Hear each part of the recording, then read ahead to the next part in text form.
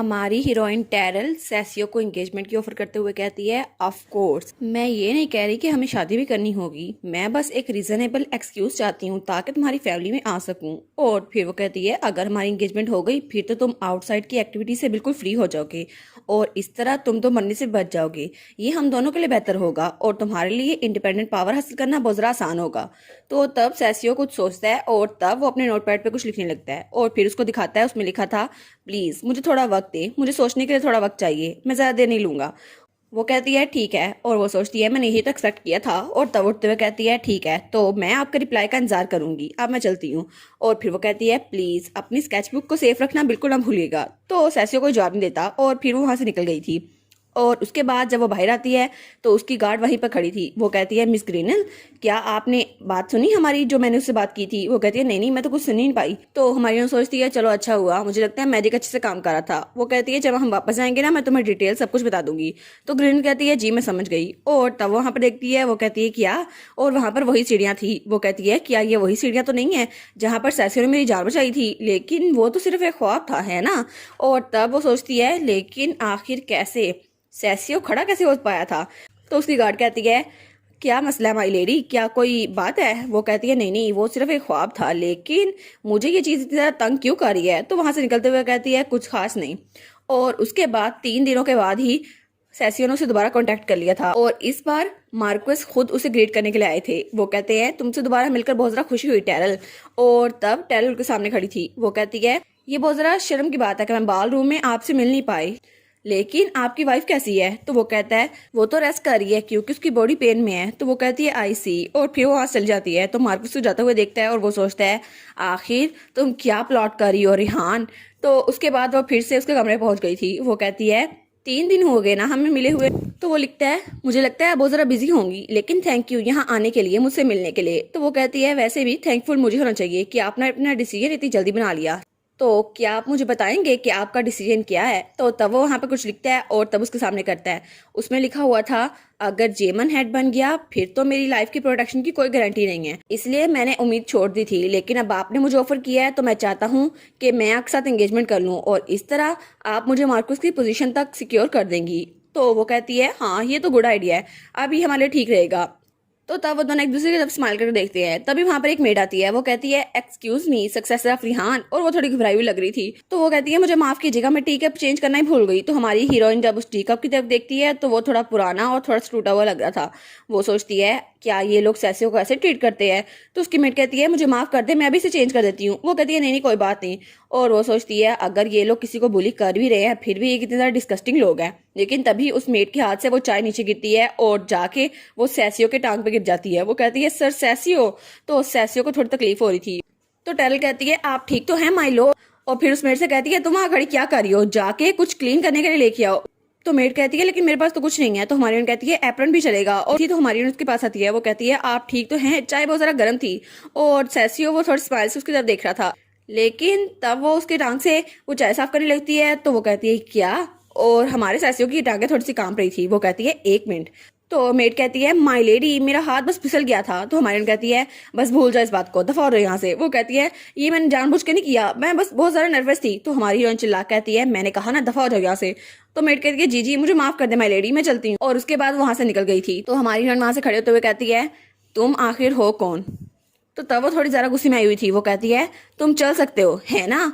तो तब वो सैसियो की तरफ देखती है तो सैसियो थोड़ी स्माइल करता है। तो वो कहती है क्या? तो सैसियो अपनी टांग के ऊपर टांग चढ़ा लेता है। इसका मतलब था वो चल सकता है। तो हमारी कहती है क्या ये तब से मुझे धोखा दे रहा था? तो वो कहती है सैसियो डैब्रिक आखिर तुम कब से चल सकते हो? तो तब वो सोचती है कि मुझे जो न्यूज मिली थी उसमें तो यही लिखा था कि उन्होंने एक ऐसे बच्चे को अडॉप्ट किया जो ना तो चल सकता था और ना ही बोल सकता था। लेकिन जेमन ने भी यही रिपोर्ट किया था कि उसका भाई डिसेबिलिटी के साथ पैदा हुआ है। लेकिन आखिर कैसे कोई जो ऐसे ही पैदा हुआ हो वो अपने आप को कैसे ठीक कर सकता है? या फिर ये शुरू से नाटक कर रहा था? वो कहती है हाँ सिर्फ एक ही आंसर हो सकता है, वो ये कि शुरू से ही ये अपने आप को छुपाए हुए था। इसने किसी को ये पता नहीं लगने दिया कि ये चल और बोल सकता है। तो फिर वो उसकी तरफ घूर कर देख कर कहती है तुम आखिर मुझे जवाब क्यों नहीं दे रहे? तो तब फिर भी वो कोई जवाब नहीं देता। तो हमारी बहन सोचती है अगर मेरी इंट्यूशन बिल्कुल ठीक है तो उससे कहती है तुम बोल सकते हो है ना? तो सैसी उसकी तरफ देखता है और फिर स्माइल करते हुए कहता है ऐसा लगता है कि तुम्हारे पास जरूर। और हमारी कहती है क्या ये सच में बोल सकता है? तो वो स्माइल करते हुए फिर से कहता है तुम्हारे पास जरूर कोई एविडेंस होगा कि मैं चल और बोल सकता हूँ, है ना? और वो तो थोड़ा विलन्स वाली वाइब दे रहा था, लेकिन क्या सच में वो विलन है या फिर सिर्फ मेल लीड जो हमारी हीरोइन को सता रहा है? तो हमारी हीरोइन तो कुछ ज्यादा ही गुस्से में आ गई थी और वो तो कुछ बोल ही नहीं पाती। तो सेसियो कहता है क्या ये इंट्यूशन रिहान फैमिली की है? कितनी एक्यूरेट है ना? जैसा कि तुमने कहा लिटिल डचिस रिहान। और फिर वो कहता है वैसे भी ये अच्छा होगा कि तुम इस सब को भूल जाओ। और फिर वो कहता है ये भूलना बहुत ज़रा मुश्किल होगा ना, लेकिन तभी हमारी हीरोइन बहुत ज़्यादा डर गई थी और उसके कानों में आवाज़ आती है तुम इस सबको भूल जाओ। तो हमारी हीरोइन अपने कान पकड़ लेती है। वो कहती है क्या मैनिपुलेटिव डिक्टेशन, क्या ये स्पेशल पावर है? और तब वो ज़मीन पर गिर गई थी। वो कहती है फर्स्ट एम्परर ऑफ टैगमीरा, उन्होंने भी यही यूज़ किया था। लेकिन तब सेसियो उस पर भी वही पावर यूज करता है और वो कहती है ये पावर ये तो मुझे ये बिलीव करवाएगी कि ये सब कुछ मेरी आंखों के सामने हुआ ही नहीं, और क्या सच में ये सेसियो की तरफ से है? लेकिन तभी हमारी हीरोइन वो भी अपना मैजिक यूज करती है। तो सेसियो कहता है क्या मेरा मैजिक इस पे यूज नहीं हो रहा? तो वो कहती है मैनिपुलेटिव डिक्टेशन है ना, ये कितना मैजिकल है, लेकिन क्या तुमने अभी मुझे ये नहीं दिखाया जो कितना ज़रा मज़ेदार था? तो तब वो कहता है क्या? तो हमारी हीरोइन कहती है छोटा भाई जो बिल्कुल स्पॉइलर है और वो अपनी माँ के पीछे छुपता रहता है, और बड़ा भाई जिसके पास मैनिपुलेटिव डिक्टेशन है जो कि एक फेक लाइफ जी रहा था। आखिर तुम्हारे पास ये कैसे हो सकती है? और क्या इसी वजह से तुम अपनी आइडेंटिटी छुपाने की कोशिश कर रहे थे? लेकिन ओए, वो गुस्से में आते हुए कहती है क्या तुम भूल गए कि मैं भी एक रिहान हूँ? तो सेसियो उसकी बात को ये सुन लेता और फिर से स्माइल करते हुए कहता है ड्यूक राशिद, उन्होंने तुम्हें ये सिखाया है ना मैनिपुलेटिव डिक्टेशन के बारे में, है ना? तो वो कहती है क्या तुम्हारी हिम्मत कैसे हुई मेरे डैड को किसी ऑनरी टर्म्स के बगैर बुलाने की? क्या तुम्हें मौत से डर नहीं लगता? वो कहता है अगर तुम्हें पहले से पता था कि मैं मैनिपुलेटिव डिक्टेशन यूज करता हूँ तो इसका मतलब है तुम्हें पता है ना मैं रॉयल हूँ, है ना? मैं रॉयल फैमिली से ताल्लुक रखता हूँ। वो कहती है किसे पता? क्या पता कि तुम उनके डाउनफॉल का जरिया बने हो ताकि वो तुम पे अटेंशन दे। तो वो हंसने लग जाता है। तो हमारी कहती है क्या तुम हंस रहे हो? तो हमारी सोचती है ये बंदा तो मुझे पागल बना रहा था शुरू से, और इसको तो मैंने रिवेंज के लिए एंगेजमेंट की भी ऑफर की, लेकिन क्या सच में कितना अनोइंग है ये सब कुछ। मुझे लग रहा है मैं इसको भी मार डालूं, लेकिन कितना अच्छा होता ना मैं इस ड्रंक आदमी को इसे मारने के लिए देती बॉल रूम में। और तब उसे याद आता है जब बॉल रूम में उसने कहा था जंपिंग बालकनी से। तो वो सोचती है क्या वो तो बालकनी से खुद ही कूद गया था, है ना? तो वो कहती है एक मिनट, क्या तुमने उस ड्रंक आदमी को वहां से गिराया था बालकनी से, है ना? तुमने उसे हुक्म दिया था? तो वो कहता है ऑफ कोर्स, मुझे लगा था कोई मेरी हेल्प के लिए नहीं आएगा तो मुझे ये खुद ही करना पड़ा। तो हमारी सोचती है क्या ये अपनी पावर को पब्लिकली ऐसे यूज कर रहा है, हालांकि इसे पता था कोई भी इसे पकड़ सकता है। तो तब वो सोचती है जब मैंने इसे कहा था इसने मेरी हेल्प की है, क्या सच में इसने मुझे बचाया था? तो सेसियो कहता है ओ तुमने एक बार पूछा था ना मैंने तुम्हें बचाया या नहीं, जब तुम सीढ़ियों से नीचे गिरी थी, है ना? तो वो कहती है मुझे ऐसे डिटेल्स पूछने का कोई शौक नहीं है। और वो सोचती है ये तो सिर्फ एक ख्वाब था, है ना? ये मुझे बचा नहीं सकता, वैसे भी ये मेरी मेमोरीज के साथ खेल सकता है, ये यही कर सकता है। और तब अपना मैजिक यूज करती है और अपने हाथों से एक तलवार निकालती है और तब वो तलवार उसकी गर्दन पे रख देती है। तो तब वो मुस्कुराते हुए कहता है ये तलवार कितनी जरा खूबसूरत है। तो हमारी कहती है क्या यही तुम्हारे आखिरी अल्फाज, अगर तुम चाहते हो तो मैं तुम्हें अभी मार डालूं? तो वो कहता है अगर मैंने उस दिन आपको स्टेयर से गिरने से बचाया ना होता। तो हमारी कहती है क्या? तो वो कहता है तो आप अब यहाँ पर ना होती, है ना? तो हमारी उसको देखती है, वो कहती है कि या ये सच में उस बात का जिक्र कर रहा है? तो वो कहता है वैसे भी मैंने आपकी जान बचाई थी तो इस हिसाब से आपको मेरी जान बख्शनी चाहिए। तो हमारी कहती है कि या सेवियर तुमने मेरी जान नहीं बचाई थी, तुमने मुझे ट्रिक किया था। तो वो कहता है कोई बड़ी डील नहीं है, वैसे भी जिंदा रहने के लिए सब कुछ जरूरी होता है। तो हमारी हीरोइन कहती है तुमने अपनी आइडेंटिटी छुपाई और तुम चाहती थे कि मेरे साथ एंगेजमेंट कर लो। तो वो कहता है लेकिन आपने प्रपोज नहीं किया था, वैसे भी मेरे शादी का कोई प्लान नहीं है। तो हमारी हीरोइन वो तो गुस्से से कांपने लग गई थी और तभी वो तलवार वहीं पे फेंक देती है। वो कहती है वो ठीक कह रहा है, अगर उस दिन उसने मुझे ना बचाया होता तो आज मैं जिंदा न होती। तो तब वो कहता है तुम तो बहुत जरा मोडी हो, अभी थोड़ी देर पहले तो मेरे साथ इतनी फ्रेंडली थी लेकिन अभी तुम मुझे मारने की कोशिश कर रही थी। तो वहां जाते हुए कहती है आखिर मैं तुम्हारे साथ फ्रेंडली कैसे हो सकती हूँ? तो हमारी हीरोइन कहती है तुमने तो बहुत मेहनत की ना ताकि मेरे उस स्टूपिड प्रपोजल को एक्सेप्ट कर सको। तो वो कहता है जब हंटिंग स्टार्ट होगी तो क्या मैं अपनी फियांसे से दोबारा मिल सकता हूँ? तो वो बड़ी गुस्से में आ गई थी। वो कहती है फियांसे, और वो फिर भी स्माइल कर रहा था। तो हमारी हीरोइन गुस्से से उसके तरफ मुंह करती है और कहती है बकवास करना बंद करो। और उसके बाद वो कमरे से बाहर निकलने लगी थी, लेकिन जब वो दरवाजा खोलती है तो आगे कोई और था, वो था जेमन। वो कहती है क्या जेमन तुम यहाँ पे क्या कर रहे हो? तो जेमन कहता है आखिर तुम यहाँ पर क्यों हो? तो हमारी कहती है क्या?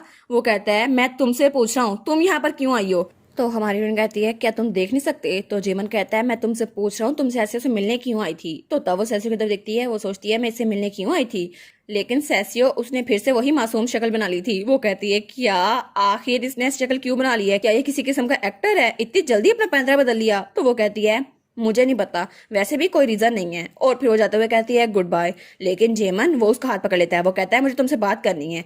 तो फिर वो कहता है तुम यहाँ पर आई थी लेकिन फादर ने मुझे नहीं बताया, और वैसे भी मुझे पता है तुम मुझे मार्कस बनता हुआ नहीं देखना चाहती, लेकिन तो हमारी कहती है जेमन डेब्रिक। वो कहता है हाँ क्या हुआ? तो हमारी कहती है हमारा रिलेशनशिप क्या है? तो वो कहता है क्या?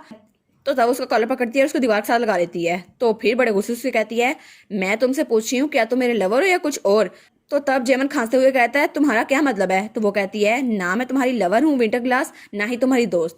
तुम्हें समझ आ रही है मैं तुमसे क्या पूछ रही हूँ? मैं यहाँ सैसो से मिलने आई थी और मुझे उससे कोई काम था, तो इसमें तुम्हारा कोई भी बिजनेस नहीं है, इसलिए तुम इस बात को समझ जाओ। तो सैसी भी उसकी बात सुनता है। तो तब वो कहती है और ऐसे ही बिना किसी वजह मेरे नाम ना लिया करो। तो वो कहता है आखिर तुम्हारे साथ मसला क्या है? तो फिर वो कहता है आखिर अब तुम मुझे नीचा क्यों दिखा रही हो जब तुम्हें अपने डैड मिल गया है? आखिर तुम्हारी फैमिली की पावर मेरी फैमिली से ज्यादा है, इसलिए तुम इतनी घमंडी हो गई हो, है ना? लेकिन तभी हमारी हीरोइन जोर के थप्पड़ उसके मुंह पे मारती है। वेल डन टेरल, बहुत अच्छा काम किया।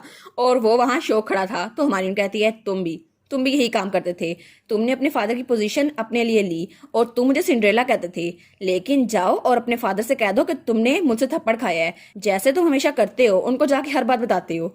और उसके बाद वो अपनी बग्गी में वापसी के रास्ते पर थी। तो तब उसकी गार्ड कहती है क्या आपने सारा मामला सुलझा लिया? तो हमारी कहती है नहीं, बहुत मैस बन चुका है, मैं नहीं ये सुलझा सकती। तो उसकी गार्ड कहती है माय लेडी क्या आप एंगेजमेंट नहीं करेंगी? तो हमारी कहती है हाँ ऐसा लगता तो है, लेकिन मुझे इस बारे में खुद नहीं कंफर्म। तो उसकी गार्ड कहती है ऐसा लगता है कि आपके लिए नॉर्थ से फिर से लेटर आए हैं, योर ग्रेस और ड्यू की वाइफ वो हंटिंग कंपटीशन में हिस्सा ले रही हैं। तो हमारी कहती है क्या उन्होंने कहा है वो 1 महीने बाद वापस आ जाएंगे? उसकी गार्ड कहती है ऐसा लगता है वो यहाँ इसलिए आ रहे हैं ताकि आपकी एंगेजमेंट में हिस्सा ले सके। तो हमारी कहती है मैंने उनको पहले बता दिया ये सिर्फ एक एंगेजिंग कॉन्ट्रैक्ट है, लेकिन फिर भी वो क्यों आ रहे हैं?